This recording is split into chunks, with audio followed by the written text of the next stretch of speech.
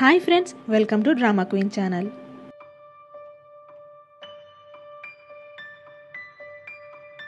Episode స్టార్టింగ్లో దాంగ్జూని ఇలా password చెప్పమని టార్చర్ చేస్తూ ఉంటారు.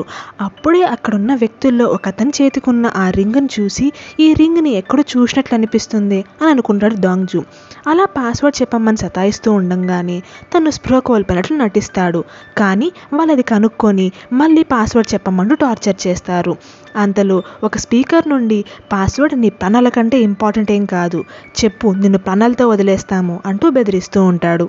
ఇక్కడేమో డాక్టర్ కాంగ్ కంగారుగా దాంగ్జూ రూమ్కి వచ్చేసరికి అక్కడ దాంగ్జూ కోసం వచ్చిన ఇల్దు, అప్పుడే దాంగ్జూ కోసం వచ్చిన ఆగ్నెస్, ఎన్నామ్ ఇద్దరు కనిపిస్తారు. అంతలో దాంగ్జూ దొరికాడా అంటూ దూసు పరిగెత్తుకుంటూ డాక్టర్ కాంగ్ దగ్గరికి వస్తాడు.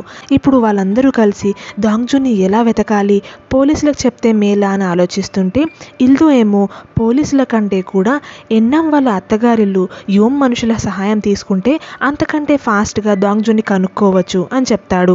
మరి ఈ విషయం వెంటనే చైర్మన్ గారికి తెలియాలి కదా అని డాక్టర్ కాంగ్ అంటే అక్కర్లేదు అని తుసు గట్టిగా అరుస్తాడు. దాంతో ఇల్దుకి డౌట్ రావడంతో అంటే అతనికి స్ట్రెస్ ఎక్కువ అవుతుంది, ఎందుకు, అందుకే వద్దంటున్నాను అంటూ కవర్ చేస్తాడు. ఇంకా యోమ్ వాళ్ళ మనిషి యోమ్కి కాల్ చేసి ఇలా అతనికి నిజంగానే పాస్వర్డ్ గుర్తులేనట్టుంది అని చెప్తే అవునా, మరి ఇప్పుడు ఏం చేయాలి, నిజంగా నువ్వు ఎంత టార్చర్ చేసినా చెప్పట్లేదా అని అడుగుతాడు. మరి ఇప్పుడు అతన్ని ఎలా పడితే అలా వదిలేయలేము, మళ్ళీ హాస్పిటల్కే రిటర్న్ చేయాలి, ఇప్పుడు ఏం చేద్దాము అని అంటే నాకు వాడి మీద ఎంత కోపం ఉందంటే వాడిని చీల్చి చంపేయాలన్నంత కోపం ఉంది, కానీ ఏం చేస్తాము అని అంటాడు యోమ్. ఆగ్నెస్ని చర్చ్ దగ్గర వదిలిపెట్టడానికి వచ్చిన ఎన్నామ్తో తనకు నీ మీద ఎంత కోపం ఉన్నా నాతో నీ గురించి నువ్వు హ్యాపీగా ఉండాలి, హెల్తీగా ఉండాలని ప్రేయర్ చేయమని చెప్పాడు, తనని ఎలాగైనా కనుక్కోవడానికి నువ్వు హెల్ప్ చేస్తావు కదూ అని అడుగుతుంది. దాంతోపాటు చిన్నగున్నప్పుడు దాంగ్జూ ఒరిజినల్ నేమ్ సొంగ్హ్యూనే అని, తర్వాత తను మళ్ళీ ఆ పేరు గురించి ఎప్పుడూ ఆలోచించలేదు కాబట్టి అలా మర్చిపోయాడు అన్న విషయం చెప్తుంది. ఇక్కడేమో దాంగ్జూకి సోజు ఎగ్స్ తీసుకెళ్తే ఏమైనా గుర్తు రావడానికి హెల్ప్ అవుతుందేమో అని చైర్మన్ సంతోషంగా అవి తీసుకొని దాంగ్జూ రూమ్ దగ్గరికి వెళ్తాడు. కానీ రూమ్లో వేరే వాళ్ళు ఉండడం గమనించి అయ్యో నేను బై మిస్టేక్గా వేరే వాళ్ళ రూమ్కి వచ్చానా అని అనుకుంటాడు. ఇక్కడ దాంగ్జూ మీ బాస్ ఎవరో వాళ్ళని తీసుకురా, నాకు పాస్వర్డ్ అస్సలు గుర్తులేదని వాడి క్లియర్ కట్గా చెప్తాను అంటూ అరుస్తాడు. తర్వాత వాళ్ళు టార్చర్ చేసేటప్పుడు ఇంకా ఏదో ఒక నంబర్ చెప్పి నవ్వేస్తాడు. దాంతో అది నిజమైన పాస్వర్డ్ కాదు అని వాళ్ళు అనుకొని మళ్ళీ టార్చర్ మొదలు పెడతారు. అలా ఈసారి దాంగ్జూ నిజంగానే స్పృహ కోల్పోయాడు అనుకొని వెంటనే చేతికున్న కట్టు కట్ చేసి పక్కకు తీసుకొచ్చి ఎలక్ట్రిక్ షాక్ ఇచ్చి లేపుదామని అనుకునే లోపే దాంగ్జూ వాళ్ళ మీదకి అటాక్ చేసి ఇద్దరిని కొట్టేసి బయటికి పరిగెత్తుకుంటూ వస్తాడు. అక్కడ చుట్టూ ఖాళీ స్థలమే, ఏముండదు, ఎదురుగా ఒక చైర్ మాత్రమే ఉంటుంది. దాంగ్జూ ఆ చైర్ దగ్గరికి వెళ్లేలోపే వెనకాల నుండి ఒక అతను వచ్చి దాంగ్జూ మెడ చుట్టూ చైన్ వేసి ఊపిరాడకుండా చేస్తాడు. ఇంకా దాంగ్జూకి ఊపిరాడక నిజంగానే స్పృహ కోల్పోయేలా ఉన్న టైంకి కరెక్ట్గా ఒక అతను వచ్చి అతన్ని మెటల్ రాడ్తో కొడతాడు. అలా అక్కడికి వచ్చి దాంగ్జూని సేవ్ చేసింది ఎవరో కాదు, ఇల్దూనే అన్నమాట. ఇంకా ఇల్దు దాంగ్జూని హాస్పిటల్కి తీసుకొస్తే ఇక్కడికి కాదు, నన్ను చైర్మన్ గారి ఇంటికి తీసుకెళ్ళండి, నేను అతనితో మాట్లాడాలి అని అనడంతో ఇల్దు దాంగ్జూని చైర్మన్ దగ్గరికి తీసుకొస్తాడు. అప్పుడే అక్కడే ఉన్న యోమ్ వెంటనే దాంగ్జూని హక్ చేసుకొని నువ్వు తిరిగి వచ్చేసావా అని. అలా యోమ్ ఇల్దు ఇద్దరు ఒకరి ముఖాలొకరు చూసుకుంటారు. ఇక్కడేమో సెక్రటరీ గాంగ్ కోసం పోరిజ్ చేయమని చెప్పాను, ఇంకా తయారు కాలేదా అంటూ ఈవిడ వచ్చి ఇక్కడ అసిస్టెంట్ని అడిగిన వెంటనే షెఫ్ చాలా బిజీగా ఉన్నారు, చైర్మన్ గారు దాంగ్జూ త్వరగా రికవర్ అవ్వాలని చికెన్ సూప్ చేయమని చెప్పారు, అది చేస్తూ బిజీ ఉండి మర్చిపోయినట్టున్నాడు అని అన్న వెంటనే అదేం అక్కర్లేదు, అది పక్కకు పెట్టి ముందు గాంగ్ కోసం పోరిజ్ తయారు చేయండి అని చెప్తుంది. అయినా ముస్లాం అయిన తర్వాత పనులు చేత కానప్పుడు ఎవరన్ని పనులు నెత్తిమీద కేసుకొని చేయమన్నారు, అలా చేసి కేక్ ఆడపడేసి నా ముఖాన వెళ్ళిపోయింది, అన్నీ నేను క్లీన్ చేసుకుంటూ కూర్చోవాల్సి వస్తుంది అని చైర్మన్ గారి కూతురుతో అంటూ ఉండగానే ఆమె పట్టించుకోకుండా అక్కడి నుండి వెళ్ళిపోతుంది. నేను మాట్లాడుతూ ఉన్నా అలా వెళ్ళిపోయింది అని అంటే ఎంత లెక్కలేనితనం, అసలు మనుషుల్ని మనుషుల్లాగానే ట్రీట్ చేయదు, అయినా వాళ్ళమ్మ త్వరగా చనిపోయింది కాబట్టి ఇవన్నీ తెలుసుకుంటూ పెరగలేదేమో అని అంటూ ఉండగానే అప్పుడే వచ్చిన సెక్రటరీ గాంగ్ ఇదంతా వింటుంది. ఆమె వచ్చిందని గమనించి తన భార్యని అలా మాట్లాడకు అని ఆపడానికి ట్రై చేసినా ఆమె వినకుండా అలానే మాట్లాడుతుంది. అలా తను వెనక్కి తిరిగి సెక్రటరీ గాంగ్ని చూసిన వెంటనే నా వైఫ్ బదులు నేను సారీ చెప్తున్నాను అంటూ సారీ చెప్పినా ఆమె అలాగే నిలబడడంతో ఈ అసిస్టెంట్ కూడా సారీ చెప్తుంది. పోలీస్ త్వరగా చెయ్యి అని చెప్పి గాంగ్ అక్కడి నుండి వెళ్ళిపోతుంది. చూసావా, చైర్మన్ పెద్ద కూతురు అంటే ఎందుకో గాంగ్కి ఏదో కోపం ఉంది అని అంటుంది అసిస్టెంట్. ఇక్కడ చైర్మన్ దాంగ్జూని అంత కష్టపడి కాపాడినందుకు యోమ్కి థ్యాంక్ యూ చెప్పుకుంటుంటే నేనేం చేశాను, చేసిందంతా ఇల్దూనే, నేను జస్ట్ దాంగ్జూ ఎక్కడున్నాడన్న ఇన్ఫర్మేషన్ మాత్రమే ఇచ్చాను అని చెప్తాడు. వాళ్ళు నన్ను కిడ్నాప్ చేసింది ఇలా అకౌంట్ పాస్వర్డ్ కోసమంట. ఎంతగా టార్చర్ చేశారంటే ఒకానొక మూమెంట్లో నాకే అనిపించింది నాకు పాస్వర్డ్ తెలిసి నేను మర్చిపోయానా అని అన్న వెంటనే ఆ ఛాన్సే లేదు.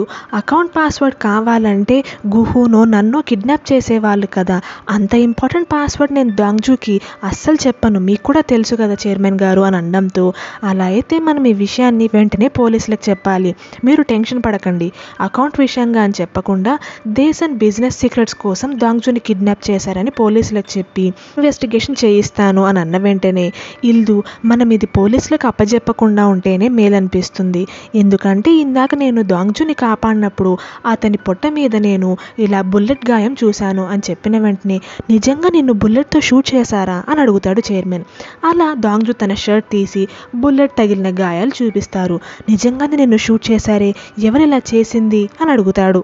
ఎవరు చేశారో ఏమో నాకేం గుర్తులేదు చైర్మన్ గారు, నాకు ఇప్పుడు ఇన్వెస్టిగేషన్ అక్కర్లేదు, నేను ఎవరిని నమ్మే పొజిషన్లో లేను, నాకు నా మెమొరీ మళ్ళీ తిరిగి వచ్చేంత వరకు ఆగండి, కనీసం నన్ను ఎవరు చంపడానికి ట్రై చేశారో గుర్తొస్తేనన్నా మనము నెక్స్ట్ ఏం స్టెప్ తీసుకోవాలనేది ఆలోచించగలం అని అంటాడు.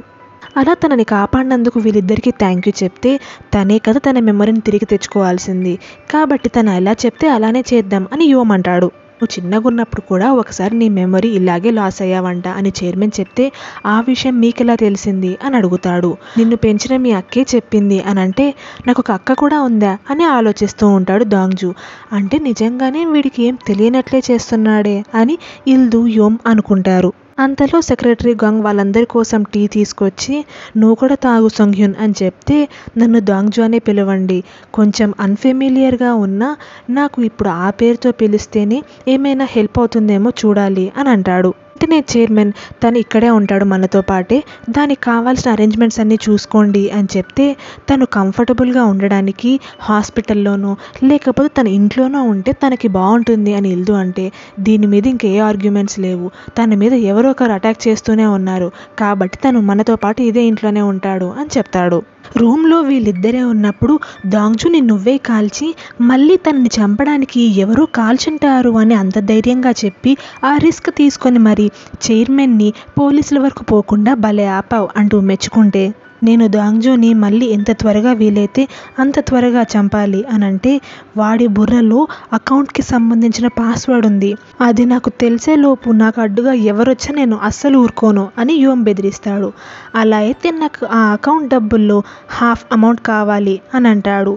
మీరు ఆ అకౌంట్ పాస్వర్డ్ దాంగ్జూకి తెలుసు అన్న విషయం చైర్మన్కి ఎందుకు చెప్పలేదో నాకు బాగా తెలుసు, ఒకవేళ చెప్తే చైర్మన్నే దాంగ్జూ దగ్గర నుండి ఆ పాస్వర్డ్ ఇప్పించేసుకొని ఆ ఫండ్ మొత్తం లాగేసుకుంటాడన్నది మీ భయం, మొత్తం పోగొట్టుకోపోవడం కంటే అందులో సగం ఇచ్చేయడం మేలు కదా అని అన్న వెంటనే పిచ్చోడా, సరే ఇదంతా కాదు, నీకు అక్కడున్న అమౌంట్లో 10% ఇస్తాను, సరేలే దాంగ్జూ దగ్గర నుండి ముందు ఆ పాస్వర్డ్ తెచ్చుకుందాం, తర్వాత 10% సగము అప్పుడు డిసైడ్ చేద్దాము అని చెప్తే నేను వాడిని ఎంత త్వరగా వీలైతే అంత త్వరగా చంపేయాలి, నేను వాడిని ఇంతకుముందు షూట్ చేసి చంపేయాలనుకున్నానన్న విషయం బయటికి రాకుండా పూర్తి చేయాలి, కాబట్టి నేను ఇప్పుడు ఎంత కంట్రోల్ చేసుకున్నానో అర్థం చేసుకోండి అని చెప్పిన వెంటనే యోమ్ అక్క నుండి వెళ్ళిపోతాడు.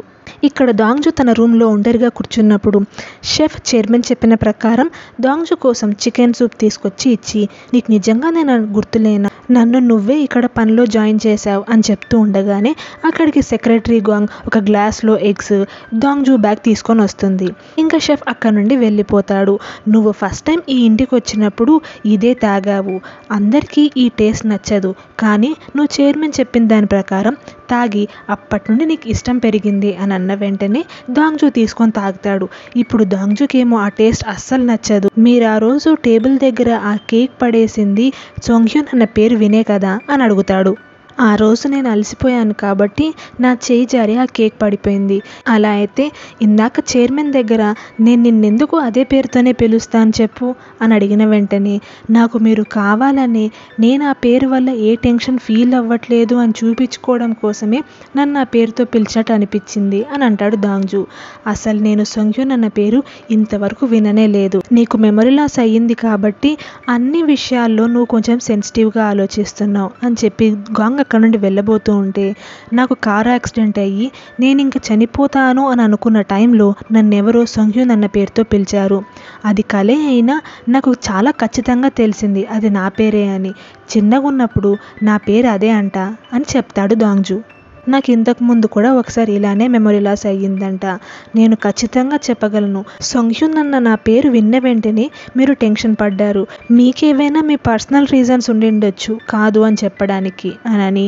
నేను ఇలా ఎగ్స్ని ఎలా తాగడానికి ఇష్టపడ్డాను అన్న దగ్గర నుండి నా గతం గుర్తు తెచ్చుకోవడానికి ట్రై చేస్తాను అని దాంగ్జూ అన్న తర్వాత నీకు ఒకవేళ సూప్ ఇంకా కావాలంటే అక్కడ ఇంటర్కామ్ ఉంది దాని నుండి కాల్ చేయి అని చెప్పి టెన్షన్ పడుతూ గాంగ్ అక్కడ నుండి వచ్చేస్తుంది. అక్కడ నుండి బయటకు వచ్చేసిన గాంగ్ దూకి అంటూ ఒకరి గురించి ఆలోచిస్తుంది.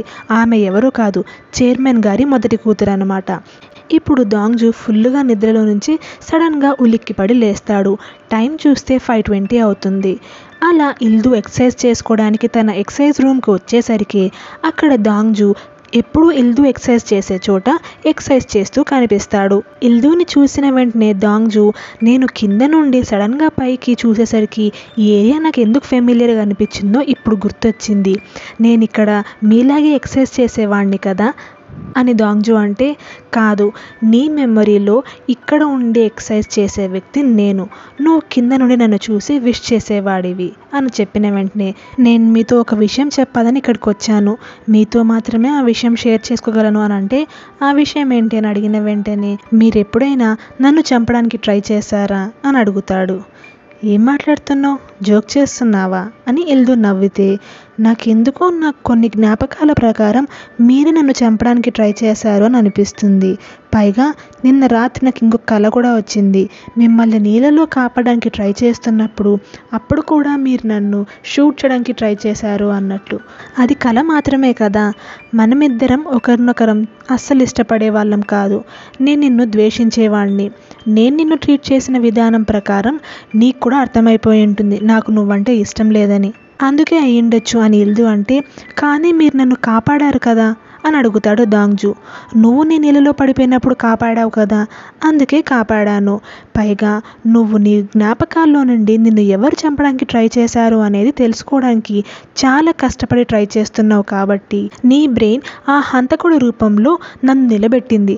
ఎలా అయితే ఇప్పుడు ఈ ఎక్సర్సైజ్ బార్ దగ్గర నా బదులు నిన్ను నువ్వు ఊహించుకున్నావో అలా అని చెప్తాడు.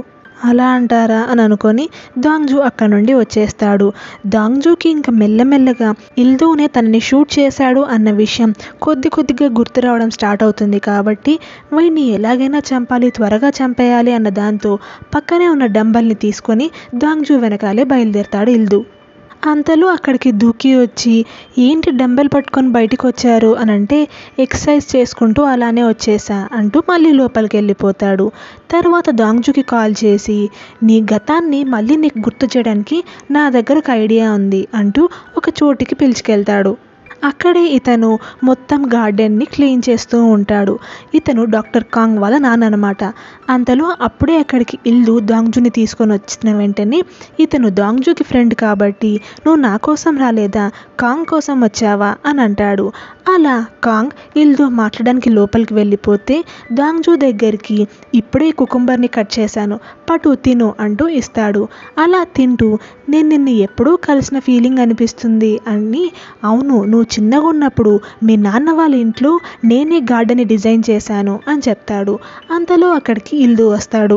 అతనికి తన గతం ఏం గుర్తులేదు అని చెప్పి డాక్టర్ కాంగ్ నీకు హెల్ప్ చేస్తుంది అని దాంగ్జూని అక్కడే వదిలేసి తన ఫ్రెండ్ని తీసుకొని ఇల్దు కారులో బయలుదేరతాడు. యాక్చువల్గా ఇల్దు, దూకి, ఇతను, సున్హో అదేనండి ఎన్నాం వాళ్ళ నాన్న, వీళ్ళు నలుగురు కాలేజ్ డేస్లో చాలా మంచి ఫ్రెండ్స్.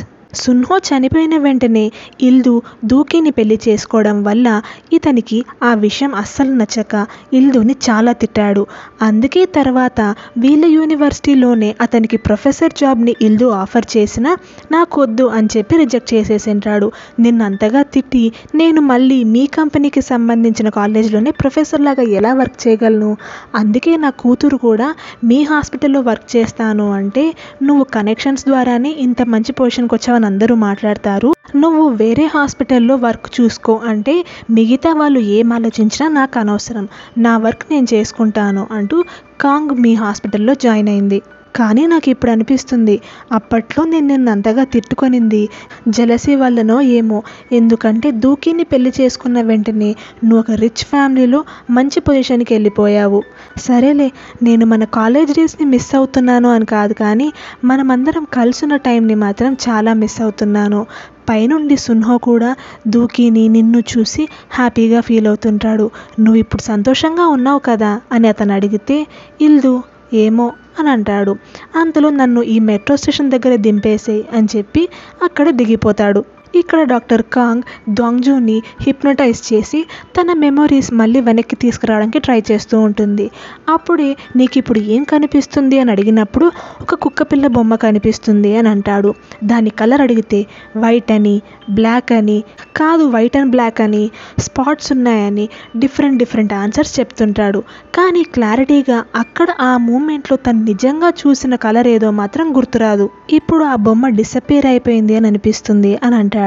ఇంకా నీకేం కనిపిస్తుంది అని అడిగితే నేను కారులో వెళ్తున్నాను, అది చాలా స్పీడ్గా వెళ్తుంది, ఎవరు డ్రైవ్ చేస్తున్నారు అని అడగడంతో నేనే అని అంటాడు. పక్కన సీట్లో ఎవరున్నారు అని అడిగితే మా నాన్న అని చెప్పి కాదు నేనే అని అంటాడు.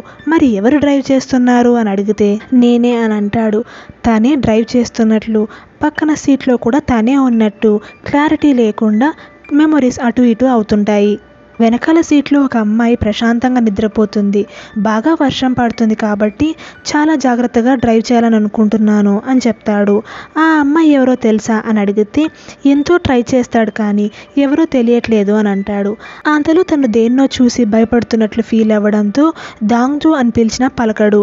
సాంగ్హ్యున్ అని పిలిస్తే అప్పుడు కొంచెం కామ్ డౌన్ అయి సైలెంట్ అయిపోతాడు. కాంగ్ అతనికి ఒక బెడ్షీట్ కప్పి అక్కడ నుండి వెళ్ళిపోతుంది. ఇలా వీళ్ళ మధ్య జరిగిన కాన్వర్సేషన్ మొత్తాన్ని కాంగ్ రికార్డ్ చేసుకొని ఉంటుంది.